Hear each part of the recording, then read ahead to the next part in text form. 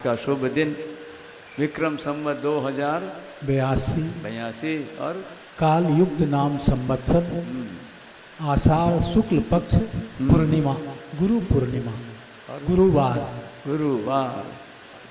ये बात गुरु ध्यान मूलम गुरोर्मूर्ति पूजा मूलम गुरोपदम मंत्र मूलम गुरोर्वाक्यम और मोक्ष मूलम गुरोर्कृपा। गुरुर्ब्रह्मा गुरुर्विष्णु गुरुर्देवो महेश्वरः गुरुः साक्षात् परब्रह्म तस्मै श्री गुरुवे नमः। अज्ञानतिमिरान्धस्य ज्ञानाञ्जनशलाकया चक्षुः उन्मीलितं येन तस्मै श्री गुरवे नमः। नारायण नारायण नारायण। श्रीमद् भगवद गीता साधक संजीवनी, गीता दर्पण, गीता प्रबोधनी, गीता माधुर्य और गीता ज्ञान प्रवेशिका। तो नारायण, हम लोगों का अहो भाग्य है क्या तो पुनः भाग्योदय हुआ समझो, जो गीता भवन में पुनः गीता पर विशेष वापस घूम करके वापस दोबारा नंबर आवे, ये भी रहेगा कालचक्र नहीं। हाँ, तो लाभ ले लेना चाहिए भाई। ये गीता तत्व विवेचनी, गीता साधक संजीवनी और भाई जी की एक और गीता चिंतन। तो नारायण आइए, आज गुरु पूर्णिमा के उपलक्ष्य में हम लोग गीता माधुर्य के आधार पर उसका जो है श्लोक, वो जो प्रश्न उत्तर हैं, अपना समय सार्थक करते हैं। तो आओ देखो, नारायण नारायण नारायण नारायण।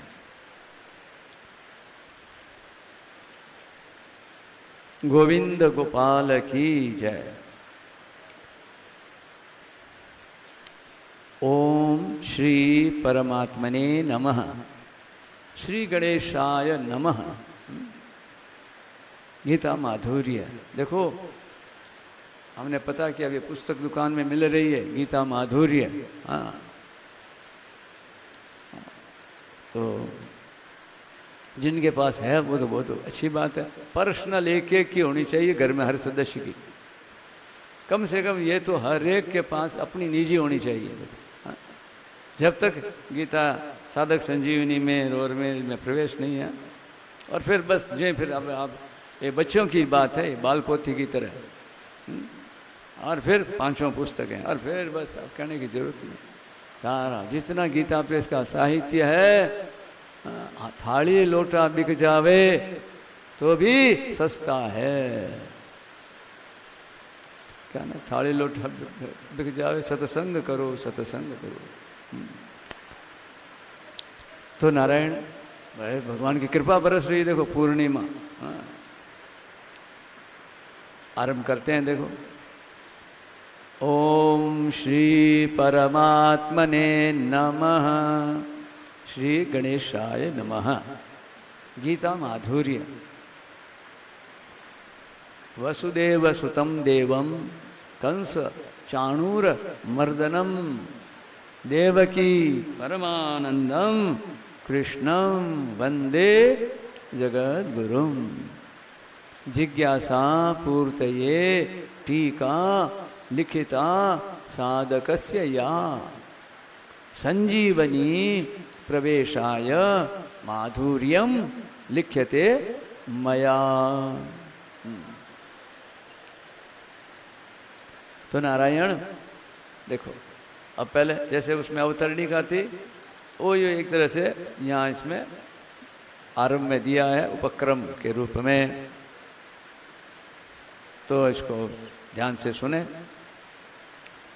पांडवों ने 12 वर्ष का वनवास और 1 वर्ष का अज्ञातवास समाप्त होने पर जब पूर्व प्रतिज्ञा के अनुसार अपना आधा राज्य मांगा, तब दुर्योधन ने आधा राज्य तो क्या, तीखी सुई की नोक जितनी जमीन भी बिना युद्ध के देनी स्वीकार नहीं की। बताओ, देखा, यह दुर्योधन का बर्ताव है। अतः पांडवों ने माता कुंती की आज्ञा के अनुसार युद्ध करना स्वीकार कर लिया। इस प्रकार पांडवों और कौरवों के बीच युद्ध होना निश्चित हो गया तथा दोनों ओर से युद्ध की तैयारी होने लगी। यह तो हुआ महाभारत में से किस तरह से ये युद्ध हुआ। अब वेदव्यास जी महाराज की बात सुनो। ये गीता कैसे प्रकट हुई है, अवतरणी का है ये। महर्षि वेदव्यास जी महाराज का धृतराष्ट्र पर बहुत स्नेह था। वेदव्यास जी महाराज का जैसे पांडु पर स्नेह था, विदुर पर, महात्मा विदुर पर स्नेह था, उसे कम नहीं था। तो उस स्नेह के कारण श्री वेदव्यास जी महाराज ने धृतराष्ट्र के पास आकर कहा, क्या कहा, युद्ध होना और उसमें क्षत्रियों का महान संहार होना अवश्यम भावी है, इसे कोई टाल नहीं सकता। ये बात अभी नई बात नहीं बताई उन्होंने, राजसूय यज्ञ के समय ही उन्होंने भविष्यवाणी की तरफ से में संकेत कर दिया था, खुली सभा में सबके सामने, एक एक को, धृतराष्ट्र को, महाराज युधिष्ठिर को, महारानी द्रौपदी को, तीनों को सावधान कर दिया था। और अब समय आ गया तो अब धृतराष्ट्र के पास आए हैं और बोले तुमने माना नहीं, ये देखो आ गया।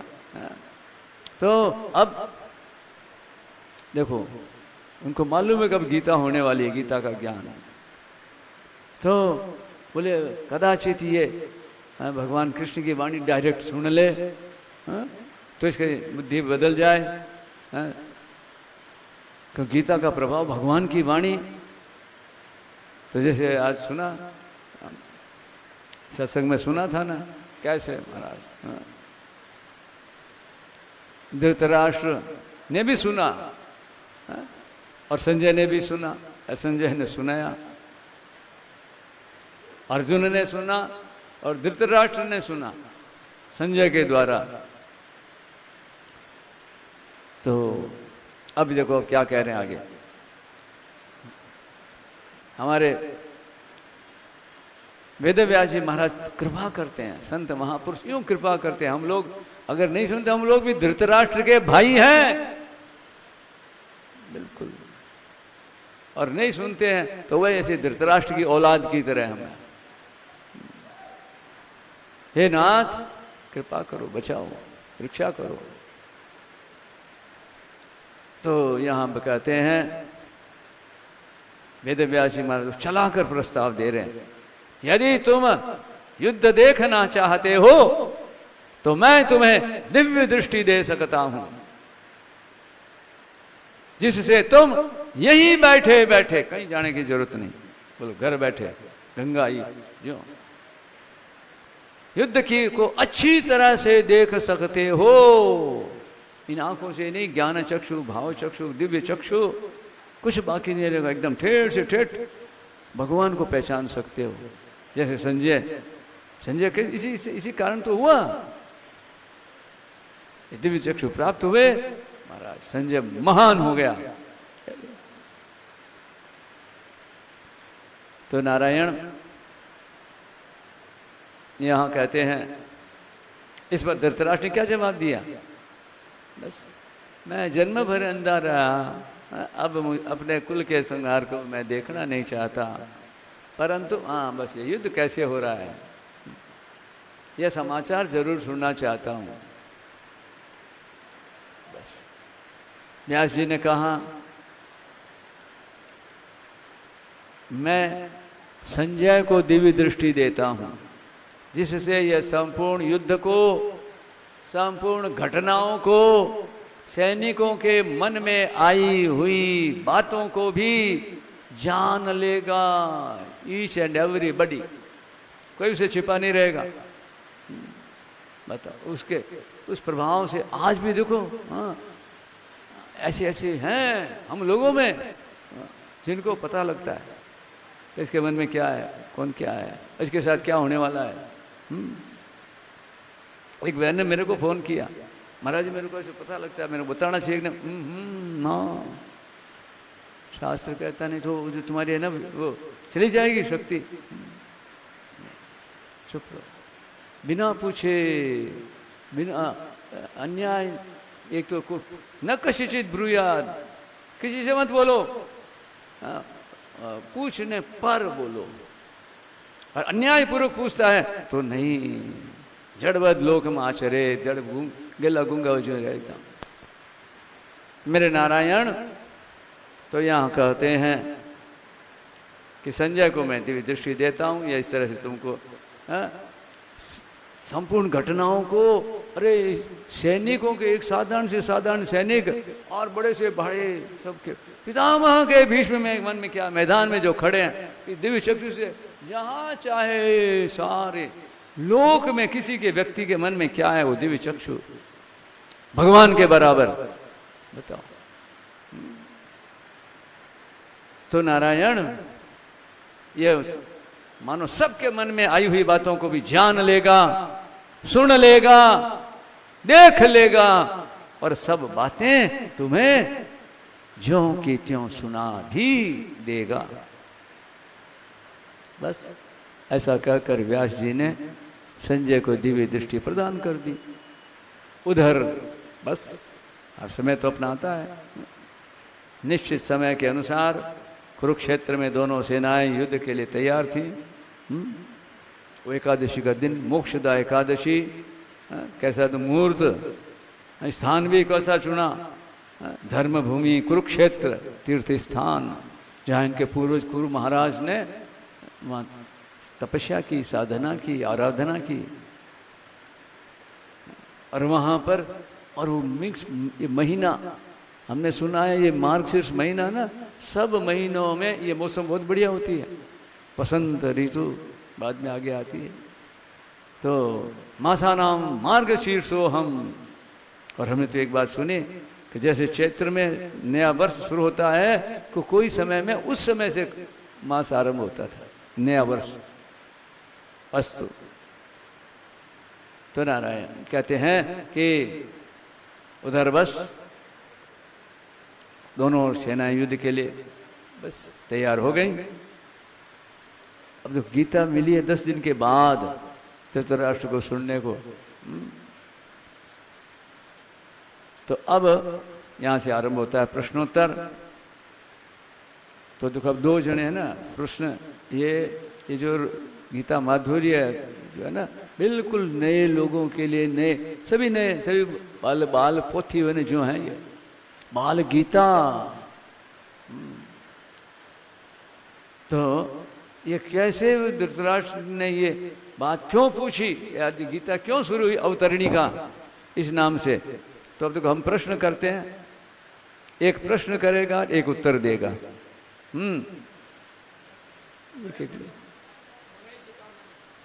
हाँ तो नारायण तो ले लो, आप ले लो, अपने यहाँ है 2। हाँ नहीं कोई नहीं, 2 है अपने है, उनको दे दो भाई को। देखो अपने पास है, बस लगा दो, लग जाओ उसमें। और आगे पूछो, शेठ जी कहते हैं कोई कोई काम देखा जरूर करो, शुरू कर दो बस। हाँ, अपने पास है उसको बचा कर मत रखो। तो बस अपनी शक्ति पूरी, बस शक्ति भक्ति युक्ति तो उसी में बस छिपी है मुक्ति भक्ति सारा काम पूर्णता। तो अब प्रश्न उत्तर, तो देखो प्रश्न होता है, उत्तर देना है। नारायण नारायण, आप लोग एक अलर्ट हो जाओ। हाँ जी, देखिए प्रश्न होता है कि जब युद्ध के लिए दोनों सेनाएं तैयार थीं, तो ऐसे मौके पर भगवान ने अर्जुन को गीता का उपदेश क्यों दिया? उत्तर दो। शोक दूर करने के लिए ही भगवान ने अर्जुन को गीता का उपदेश दिया। अच्छा, अर्जुन को ये निकाल लो, तार निकाल लो स्टैंड में से। हाँ, बारी बारी से बोलो बस ऐसे। अच्छा, अब हमारा दूसरा प्रश्न है, देखो उत्तर अपने अपन वार्ता करते हैं ना, आप लोग तो सोशल मीडिया वगैरह देखते हो यूट्यूब में, तो हमारे अपने इसी तरह से इसमें भी गीता को चलाओ। हाँ बस, तो नारायण कहते हैं अच्छा, तो ये आपका उत्तर हुआ कि वो शोक दूर करने के लिए गीता का उपदेश दिया, अच्छी बात है। परंतु अर्जुन को, और युद्ध के मैदान में अर्जुन को शोक ये कब हुआ और क्यों हुआ? जब अर्जुन ने दोनों सेनाओं में अपने ही निजी कुटुंबियों को देखा और सोचा कि दोनों तरफ हमारे ही कुटुंबी मरेंगे, तब ममता के कारण उनको शोक हुआ। ध्यान दिया कि नहीं? ममता, ममता मल जरी जाए, ममता, तो ममता के कारण उनको शोक हुआ। अच्छा, तो जी ये ममता, ये अपने कुटुंबी वहाँ कहाँ से कुटुंबी आगे सब छोड़ करके तो मैदान में युद्ध में, ये अर्जुन ने दोनों सेनाओं में अपने कुटुंबियों को क्यों देखा? भगवान श्री कृष्ण ने जब दोनों सेनाओं के बीच में रथ खड़ा करके अर्जुन से कहा कि तुम युद्ध की इच्छा से इकट्ठे हुए इन कुरुवंशियों को देखो, तब अर्जुन ने अपने कुटुंबियों को देखा। अब भगवान के ऊपर आई बारी है कि भगवान के कारण, भगवान, तो ये क्या बात है? भगवान, ये भगवान ने ये अर्जुन को दोनों सेनाओं में कुरुवंशियों को देखने के लिए क्यों कहा? तो कोई यहाँ नहीं आना चाहिए, बिल्कुल कार्यक्रम आरंभ होने पर बिल्कुल बाहर जो बाउंड्री के बाहर ही निकलना चाहिए, बीच में व्यवधान नहीं करना चाहिए। हाँ। अर्जुन ने पहले भगवान से कहा था कि हे अच्युत, दोनों सेनाओं के बीच में मेरा रथ खड़ा करो, जिससे मैं देखूं कि यहाँ मेरे साथ दो हाथ करने वाले कौन हैं। तो ये अर्जुन ने ऐसा क्यों कहा? उत्तर, अर्जुन ने जब युद्ध की तैयारी के बाजे बजे, तब उत्साह में भरकर अर्जुन ने दोनों सेनाओं के बीच में रथ खड़ा करने के लिए भगवान से कहा। हाँ, और महाराज जी इसमें एक प्रश्न है। हाँ बोलिए। इसमें आपने कहा कि अर्जुन तो कुटुंबियों को कि ये मरेंगे तो अच्छी बात ही सोच रहा है, ये अच्छी बात ही सोच रहा है कि इधर वाले भी मर जाएंगे, उधर वाले भी मर जाएंगे, तो इसमें बुरा क्या है? और ममता कैसे है? तो ये बेमौके पर ये विचार पहले करने का था, जब एकदम यही था, पहले तो करता ही था ये कहाँ तो तैयारी करी, युद्ध की तैयारी करी, दोनों ने अपनी अपनी जगह, वो भी तैयारी के लिए तैयारी में लगे, अपनी तैयारी में थे। अच्छा, ये गांडीव धनुष उसी से तो आया है। अब समझ में आई उस समय किया कैसे किया। हाँ, कोई भी काम खूब विचार पूर्वक, ये तो विचारक है, सात्विक है ना, विवेक विश्वास, ये प्रधान महारथी है शस्त्र और शास्त्र में। तो इतने विचारक थे तो उनका ध्यान पहले क्यों नहीं गया? वही तो बात है, वही तो, यही तो आगे देखो आएगा। हाँ। तो यहाँ अब कह रहे हैं कि अर्जुन ने ऐसा क्यों कहा? हाँ, ये जोश में आकर क्यों बोले क्या हुआ? एक चीज का एक चीज में निमित्त बनता है। जब युद्ध की तैयारी के बाजे बजे एक साथ दोनों ओर से, तब उत्साह में भरकर अर्जुन ने दोनों सेनाओं के बीच में भगवान को खड़ा करने से कह दिया कि खड़ा करो। अच्छा, तो ये बाजे क्यों बज गए भाई? ये बाजों का कौन सा ये सिस्टम कहाँ से? कोई भी हर एक तरीके से होता है ना बाजा। रणभेरियाँ होते, आदेश होता है, क्रम से होता है। जो युद्ध के नियम होते हैं, सेनापति दोनों आमना सामना, आगे हुआ है सब काम। तो बोले बाजे क्यों बजे? कि कौरव सेना के मुख्य सेनापति भीष्म जी ने जब सिंह की दहाड़ के समान गरज कर शंख बजाया, तब कौरव सेना के बाजे बजे और पांडव सेना के भी बाजे बजे। अब उधर से उनकी ओर से पहल हुई, तो इधर से भी इन्होंने भी उत्तर दे दिया, बाजों के शंख बजे, और इधर इन्होंने अपने ढंग से बजाया। अब इनका ढंग अलग है, वो आगे आगे आगे विस्तार आएगा। पांडवों की ओर से जो हुआ बिल्कुल डिसिप्लिन, देखो कैसे बढ़िया। अच्छा, तो ये बताइए कि ये भीष्म जी ने शंख क्यों बजाया?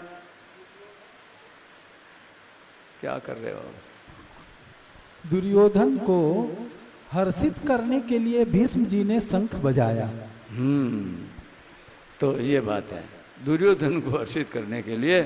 तो दुर्योधन ये अप्रसन्न क्यों था जो उनको हर्षित करना पड़ा? दुर्योधन अप्रसन्न क्यों था?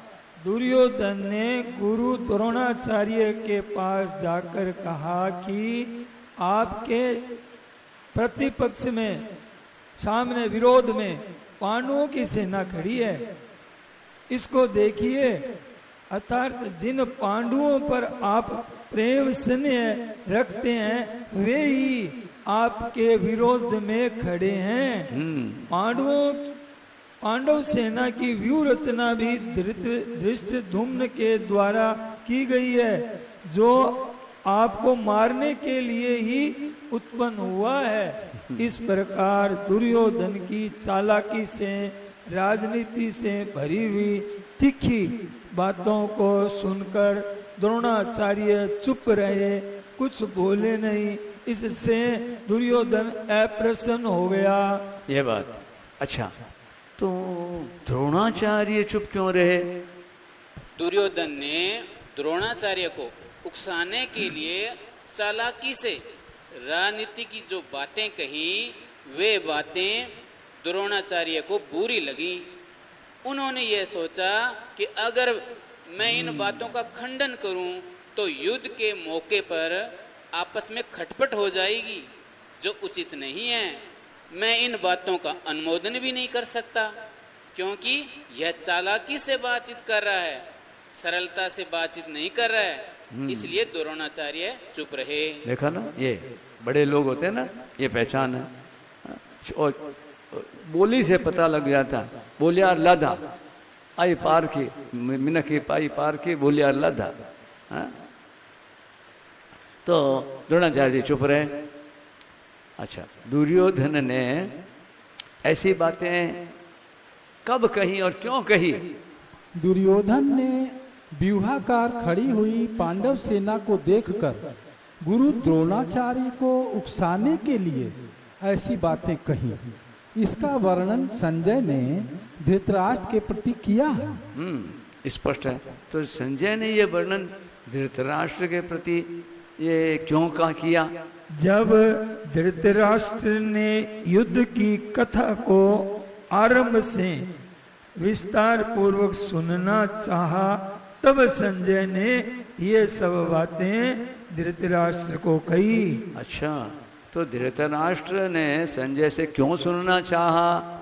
कि 10 दिन युद्ध होने के बाद संजय ने अचानक आकर धृतराष्ट्र से यह कहा कि कौरव पांडवों के पितामह शांतनु के पुत्र भीष्म मारे गए, अर्थात रथ से गिरा दिए गए, जो संपूर्ण योद्धाओं में मुख्य और संपूर्ण धनुर्धारियों में श्रेष्ठ थे। ऐसे पितामह भीष्म आज सरसैया पर सो रहे हैं। इस समाचार को सुनकर धृतराष्ट्र को बड़ा दुख हुआ और वे विलाप करने लगे।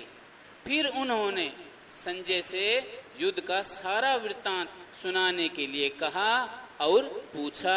हाँ, अब यहाँ आ गया, देखो आ गया ना, यहाँ बिल्कुल पहले अध्याय का पहला श्लोक। हाँ जी, अब ये परिवर्तन करते हैं, आप प्रश्न कीजिए।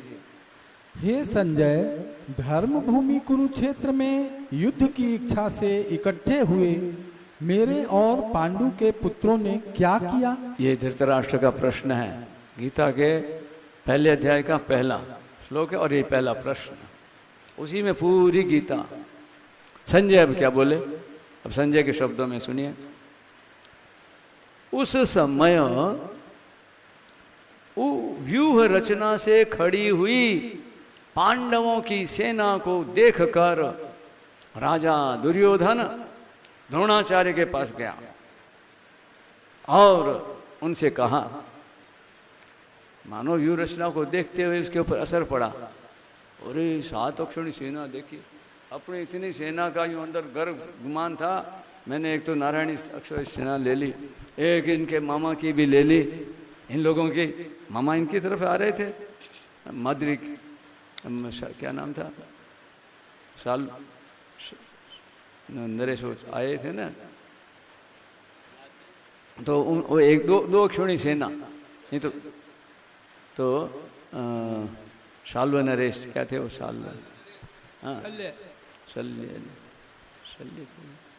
तो वो आए तो थे इनके पांडवों के पक्ष में, पर दुर्योधन ने उनका इंतजाम करके और उनको, तो फिर देखो ऐसे हुआ, कहते हैं कि नमक खा लिया इनका, हाँ, तो उसे उन्होंने मांग लिया कि हमारी साथ रहिए, अस्तु। तो एक अक्षर, तो अब यूं अंदर तो यूं था, और जो ही मैदान में आया तो अपने पास इतना होने पर भी और सामने संख्या कम होने पर भी फिर भी क्या, अरे इनके पास इतना सैन्य बल, द्रोणाचार्य के पास गया और बोले, उनसे कहा, ये अस्थिर चित्त होते हैं ना जो लोग, न विवेक है और न विश्वास है, ये दो गुरु जिसके साथ नहीं है वो बिना उसकी क्या दशा होती है। देखो, विवेक का आदर और विश्वास का भी महाराज आदर।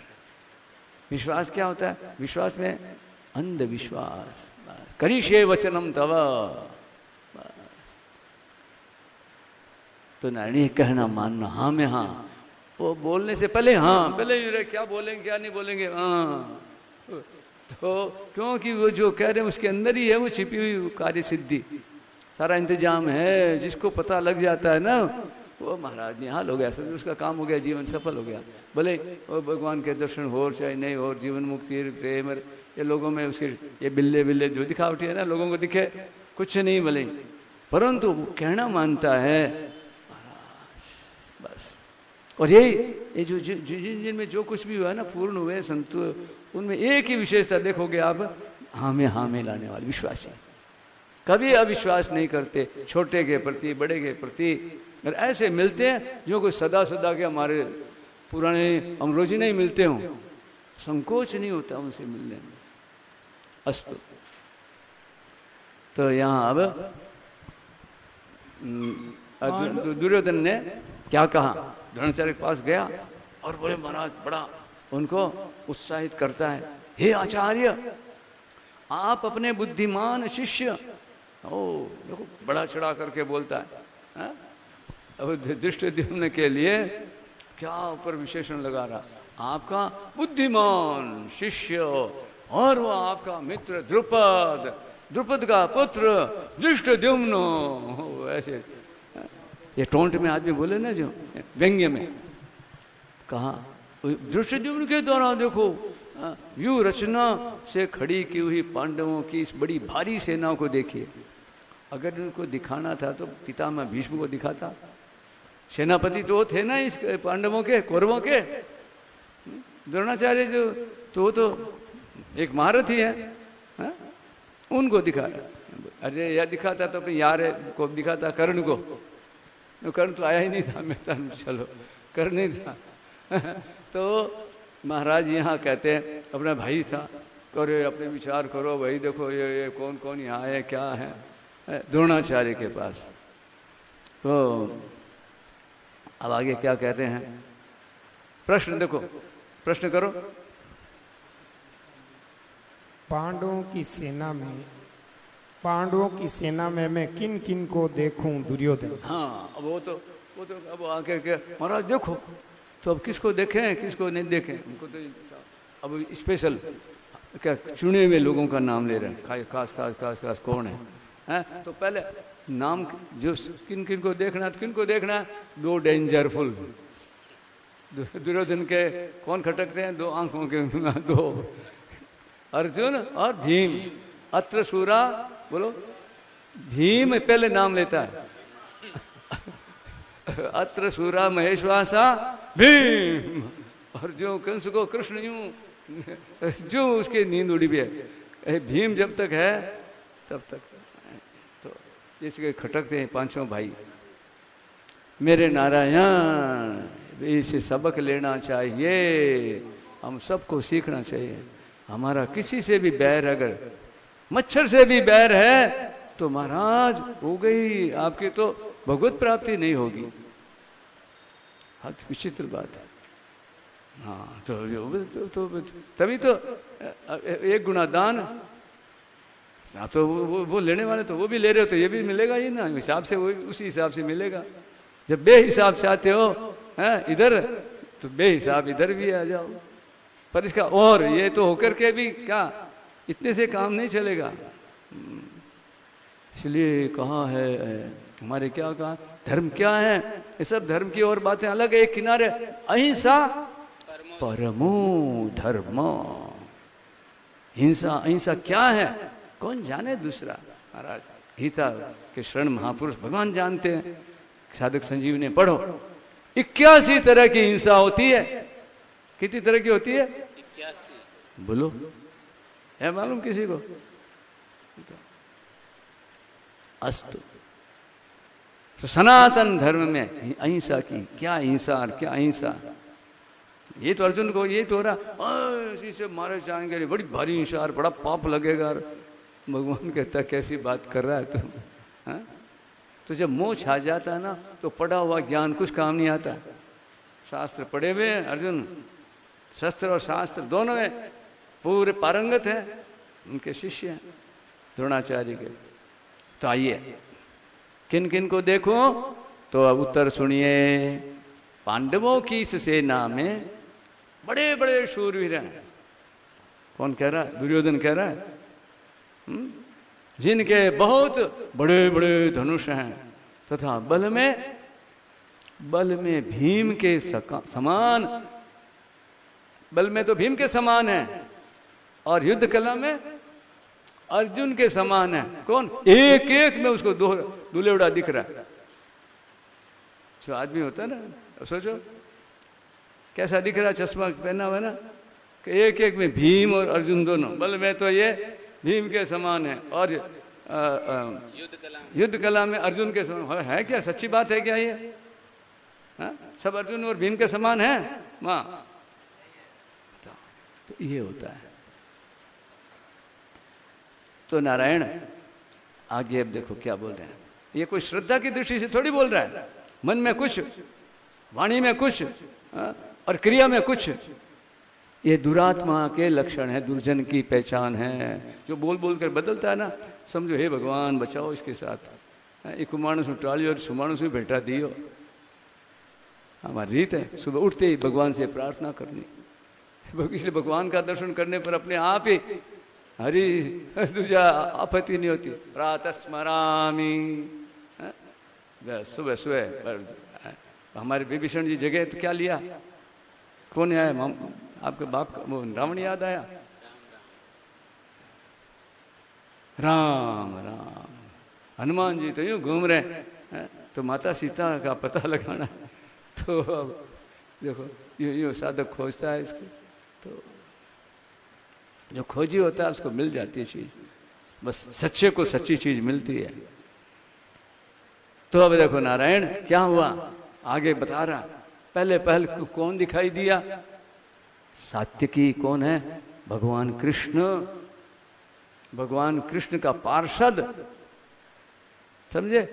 जो वैकुंठ में जय और विजय आदि जो पार्षद हैं भगवान के इतने, इसी तरह कृष्ण अवतार में ये सात्यकी, उसका नाम है युधान, और आगे इसके लिए विशेषण देते हैं अजय सात्यकी।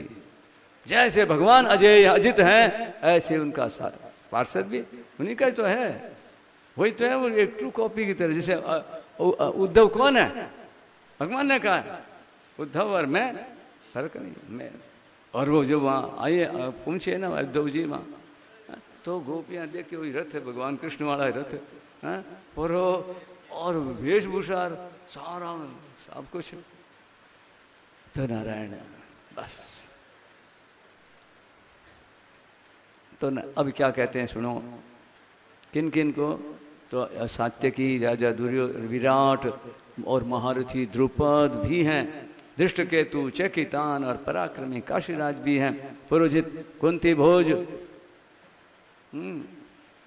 ये दोनों भाई तथा मनुष्यों में श्रेष्ठ शैव्य भी हैं, पराक्रमी युधामन्यु और बलवान उत्तम ओजा भी हैं, सुभद्रा पुत्र अभिमन्यु और द्रौपदी के 5 पुत्र भी हैं, ये सब के सब महारथी हैं। देखो सब याद दिख रहे हैं उसको, कृष्ण नहीं दिख रहे उसको। कौन नहीं दिख रहा है? कृष्ण भगवान नहीं दिख रहे, उसको दिख रहा है। और संजय को कौन दिखता है? बोलेगा संजय आगे अपनी बात तो देखो यहाँ और सबके नाम ले लिए, जिनके कारण सब दिख रहे हैं ना, जिनमें ये विशेषता आई है वो नहीं दिख रहा है। अब देखो आगे चलो। पांडव सेना के सूरवीरों के नाम तो तुमने बता दिए, पर अपनी सेना के सूरवीर कौन कौन है? दुर्योधन। द्रोणाचार्य जी कह रहे हैं। अब देखो उत्तर, हे द्विजोत्तम, हमारी सेना में जो विशेष विशेष पुरुष हैं उन पर भी ध्यान दीजिए। हाँ अरे मैं बोल तो गया, आज भी है ना, जैसे बोल जा फिर बाद में पछताता है। जैसे लोभी आदमी है ना, खर्च करता है ना, पहले सावधानी से करता है, कंजूसी से देऊँ कि नहीं देऊँ, फिर अपने पर भी विश्वास नहीं हो तो करने के बाद पछताता, अल्लाह मैं को कहीं मारवा तो खराब गयो, अल्लाह मैंने तो नहीं देना चाहिए था, लगा दिया, दे दिया, अब कहीं करा। अगर नहीं दिया हुआ केवड़ो जवान तो पलट जाएगा, फिर अब कहीं करा, हाथ ही निकल गया। समझे? ऐसी दशा है। तो अब यहाँ अब अपनी बात को पाशी समेटे कि द्रोणाचार्य कहीं कह नहीं कहते, करो जब इतनी धन दिखे तो क्यों, जब पता लग गया कि अपने तो इनको जीत नहीं सकते, तो फिर संधि कर लो, सीधी सी बात है।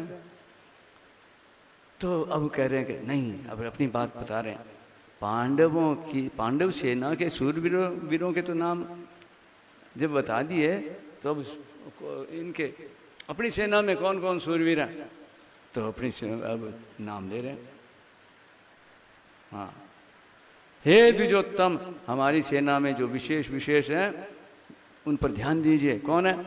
पहले और आप ही सीधी उनके पर ही, ये कोई क्रम से नहीं बता रहा है। अगर स्थिर चित्त हो आदमी हो ना, तो कम से कम पितामह भीष्म, कृपाचार्य, कुलगुरु कृपाचार्य, बड़े बड़े इस तरह से क्रम से नाम लेवे, तो बस जो दिखे पहले तुरंत आप, और फिर पितामह भीष्म, कर्ण, संग्राम विजय कृपाचार्य, अश्वत्थामा, विकर्ण, सोमदत्त का पुत्र भूरिश्रवा, तथा इसके सिवाय और भी बहुत से सूरवीर हैं। तो इनके नाम किन के लिए, इनको कौन कौन से अच्छे लगेंगे, मतलब धर्मात्मा, धार्मिक लोग हैं, जिनको आप पसंद करते हो ना। तो अब अपने भाइयों में 100 भाई हैं, विकर्ण का नाम लिया। जानते हो विकर्ण कौन है? भरी सभा में द्रौपदी का पक्ष लेने वाला। बोलो, ये मत समझो जो कोई बेचारा सारे में उनमें कोई ऐसा होता है, वो नहीं कर पाता, पर कई मजबूरियों में साथ रहना पड़ता है। तो विकर्ण ने, वो विकर्ण, तो उसके भी अंदर बैठी हुई है विकर्ण के प्रति कि भाई हमारे भाइयों में ये विकर्ण अस्तु। तो और मेरे लिए जिन्होंने मेरे लिए जीने की इच्छा का भी त्याग कर दिया है, और जो अनेक प्रकार के अस्त्र शस्त्र चलाने में निपुण हैं, हाँ, तथा युद्ध कला में अत्यंत चतुर हैं। चलो, दोनों सेनाओं के प्रधान योद्धाओं को दिखाने के बाद दुर्योधन ने क्या किया संजय?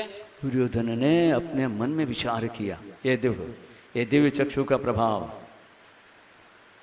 कि उभय पक्षपाती, दोनों का पक्ष लेने वाले ये तो पितामह भीष्म, इनके द्वारा रक्षित हमारी सेना पांडव सेना पर विजय करने में असमर्थ हैं, और निज पक्षपाती केवल अपना ही पक्ष लेने वाले भीम के द्वारा रक्षित पांडवों की सेना हमारी सेना पर विजय करने में समर्थ है। मन में ऐसा विचार करने के बाद दुर्योधन ने क्या किया? उसने सभी शूरवीरों से कहा, अब ऐलान कर रहा है वहां से, आप सब के सब लोग अपने अपने मोर्चों पर दृढ़ता से स्थित रहते हुए ही पितामह भीष्म की चारों ओर से रक्षा करें। बोलो। अपनी रक्षा की बात सुनकर भीष्म जी ने क्या किया? अभी नीचे एक उसकी टिप्पणी और दिए, देखो ऐसा जो कहा है दुर्योधन ये जानता था। क्या जानता था दुर्योधन? कि ये दोनों बड़े बड़े बूढ़े है ना, ये दोनों द्रोण और ये भीष्म, ये तो मजबूरी के कारण पर हमारे यहाँ पक्ष में है। अब इनका कोई भरोसा नहीं, शरीर से यान का, मन का तो उनका उधर है, मन से तो उनकी ये उनको चाहने वाले। तो द्रोण और भीष्म उभय पक्षपाती हैं, साफ कह दिया पितामह ने तो, हाँ कि देखो सेनापति मेरे को मत बनाओ। क्यों? कि मैं इन पांडवों को मैं इनको नहीं मारूंगा। हाँ तो इसलिए तुम आपस में इस तुम सोचो तुम्हारी। तो शकुनी की चाल बोले नहीं कोई बात नहीं मामा, भांजे मान ले। हाँ पितामह ठीक है, आप ही हमारे बुजुर्ग में तो आप ही हो, आपके समान कौन है सेनापति बनने लायक। बस जैसे आपकी सारी बात हमको स्वीकार है, मंजूर है, क्योंकि वो घुण लगा हुआ जो है ना, दीमक लगा हुआ है ना जो है, वो यहाँ बैठा इसीलिए कि इस कौरव वंश का नाश करना है मेरे को। ये देखो कैसे कैसे दुष्ट होते हैं। गांधारी के साथ ही आया वो छिप करके इनका नाश करने के लिए। इसी वजह से साड़ा शब्द की बदनामी हो गई। साड़ा कहीं का साड़ो अगर घर में रहे तो घर फोड़ सी वो। बहन को भाई बहुत खोटो। ससुराल प्यारी जिनको अच्छी लगती है ना, समझो न जाने कब खतरा हो जाए। जो ससुराल की सलाह से चलता है, लड़की जो अपने माँ बाप शादी विवाह होने के बाद अपने उधर से संपर्क रखती है, घर नहीं बसता। अच्छा जी, तो अब क्या कह रहे हैं?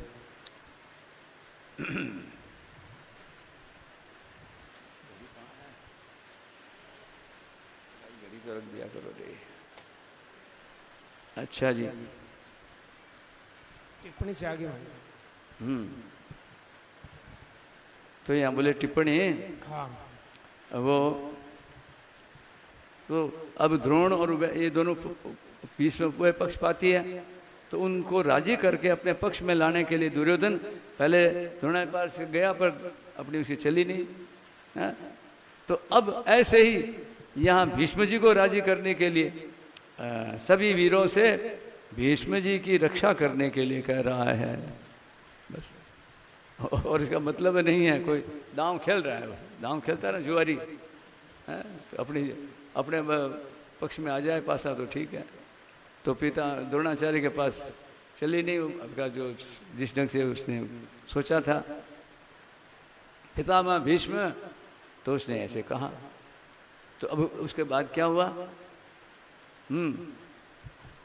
अपनी रक्षा की बात सुनकर भीष्म जी ने क्या किया? हाँ अब बोलो, भीष्म जी को रक्षा की जरूरत है क्या? है?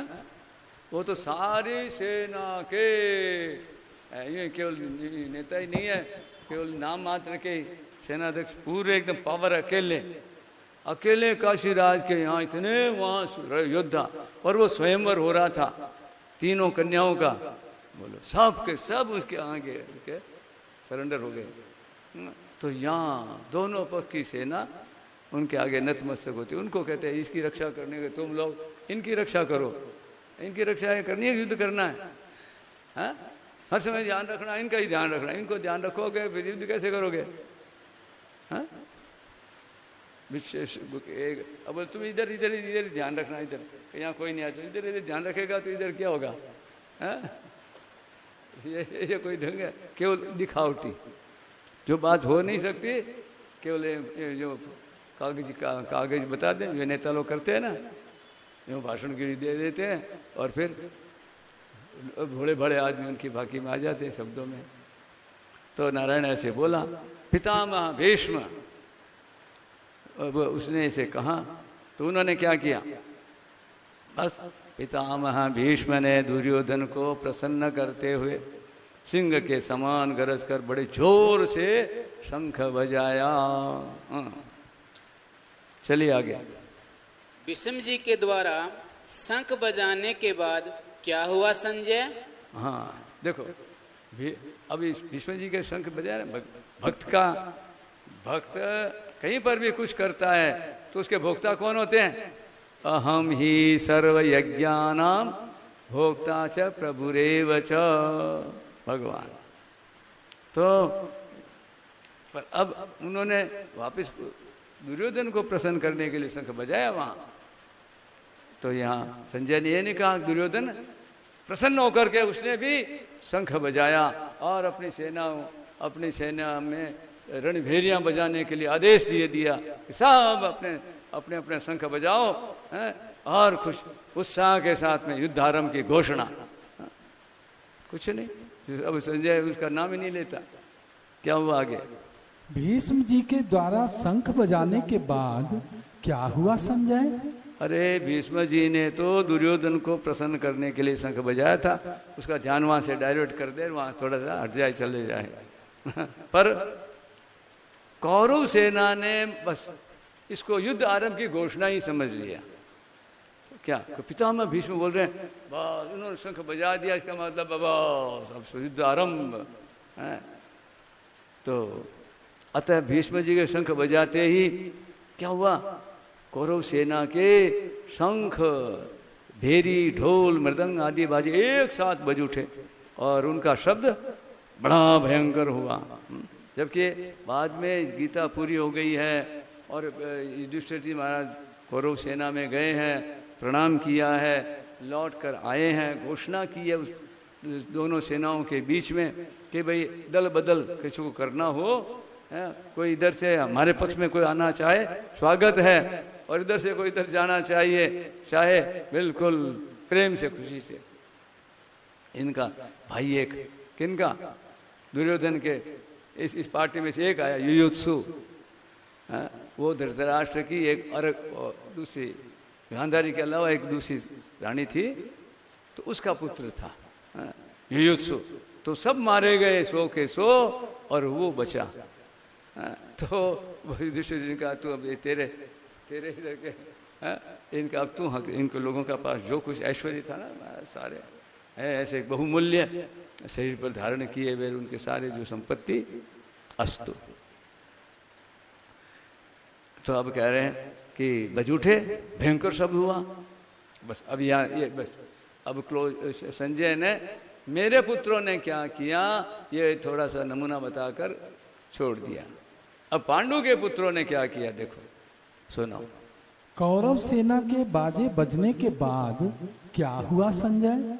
कौरव सेना के बाजे बजने के बाद पांडव सेना के बाजे बजने चाहिए थे, पर कैसे बजते? उस सेना को कोई आज्ञा ही नहीं मिली। तब क्या हुआ वहां कौन अब बीच में जो मालिक हो वो तो करे ना, मालिक ने जो किसी को व्यवस्था दी दे, वो अगर वो वहां नहीं कर पा रहे हैं तो मालिक आगे कुछ करता है। तो अब यहाँ अब इनका मालिक कौन है? भगवान है। भगवान सब तो मालिक तो कहीं भी हो सकता है, कहीं भी बैठ करके काम कर सकता है जहाँ जरूरी है। उन्होंने वो स्वीकार कर लिया, रथ ये बैठूंगा अर्जुन के आगे, कहाँ माई मैं अर्जुन के आगे बैठे। देखो विचित्र बात है। तो अब बस संजय का तो सीधी दृष्टि गई भगवान पर। हाँ, कौरव सेना के बाजे बजने के बाद, हाँ, अब आज्ञा मिली नहीं, पांडवों के बाजे बजते कैसे? तब ओहो सफेद घोड़ों से युक्त महान रथ पर बैठे हुए, पहले तो अर्जुन दिखना चाहिए, ऊपर बैठा वो तो नीचे है, सारथी रथी वो खड़ा है, वो तो धनुष एकदम, उसका नाम नहीं लेते। भगवान श्री कृष्ण, बस भगवान ने उनको तो अर्जुन को कहना चाहिए, अर्जुन तू बजा शंख, हम तेरे अनुकरण करेंगे। कब महाराज उससे पूछते क्यों भाई मैं बजाऊं क्या, मेरा सारथी है ना। तो बस भगवान श्री कृष्ण ने पांचजन्य नामक शंख बजाया।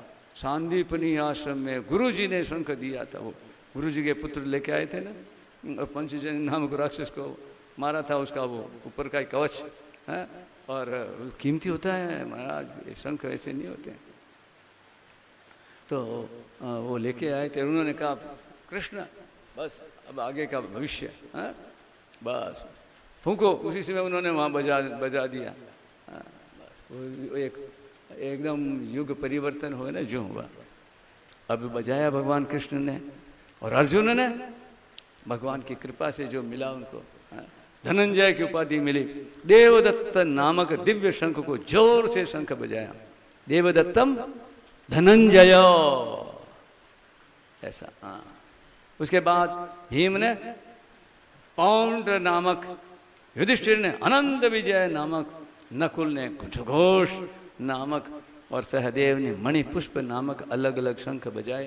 ये इनके नाम यूं ही नहीं है, जब हम लोगों के पास शंख होते सबके नाम होते हैं क्या? हा? इनके ये शंख भी महाराज चिन्मयजुम जड़ हमारे लोग तरह नहीं उनके, इसलिए पूजा में रखते हैं ना उसको। देखो उनमें ये सब चीजें ऐसी नहीं है, भाव में है उनमें भगवान। एक टिंकोरी घंटे हम आदर करते हैं क्या? ये टिंकोरी क्या है? ये टिंकोरी नहीं है, गरुड़ जी महाराज उसमें विराजमान है। और शंख क्या? वेद, वेद भगवान का प्रतीक है, वेद है, चारों वेद, ज्ञान। ये फूंक केवल ये अनहद नाद ब्रह्म है, शब्द ब्रह्म। तो अब बजाया, फिर और किसने शंख बजाए? हे राजन, फिर पांडव सेना के श्रेष्ठ धनुष वाले काशीराज, महारथी शिखंडी तथा दृष्टद्युम्न, राजा विराट, अजय सात्यकी, राजा द्रुपद, द्रौपदी के पांचों पुत्र और महाबाहु सुभद्रा पुत्र अभिमन्यु, इन सभी महारथियों ने अपने अपने शंख बजाए। चलो आगे। पांडव सेना की उस शंख ध्वनि का क्या परिणाम हुआ? अरे वो शंख ध्वनि तो उनकी 11 अक्षरों की शंख ध्वनि वो बाजे की हुई है? उसका पूछना चाहिए। उनका तो बोले जोरदार भयंकर शब्द हुआ, तो ये प्रश्न क्या इनका भी हो गया शब्द? बोले नहीं, शब्द क्या हुआ?